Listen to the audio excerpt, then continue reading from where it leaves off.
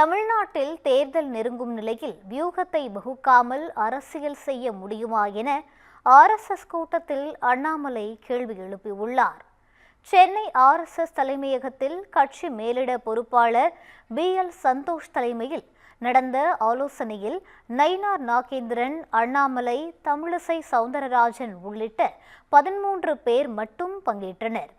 கூட்டத்தில் நிர்வாகிகளின் கேள்விக்கு பதிலளித்த அண்ணாமலை, தனக்கு பொறுப்பு முக்கியமல்ல, வியூகம்தான் முக்கியம் என கூறினார்.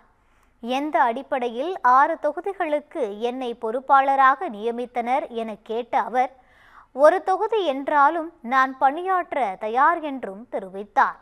வியூகத்தை வகுக்காமல் நான் சொல்வதை கேட்க வேண்டும் என்கிற துணியில் கட்சி அணுகுவது நியாயமா என அவர் ஆதங்கத்தை வெளிப்படுத்தினார். தேர்தலுக்கு 1 மாதத்திற்கு முன்பு தொகுதியை கூறி போட்டியிடச் சொன்னால் என்னால் எப்படி வெற்றி பெற முடியும் என அண்ணாமலை கேட்டார். வெற்றிக்கான வியூகத்தை கூறினால் பாஜக மற்றும் NDA வெற்றிக்காக எந்த பணியையும் செய்ய தயார் எனவும் அவர் தெரிவித்தார்.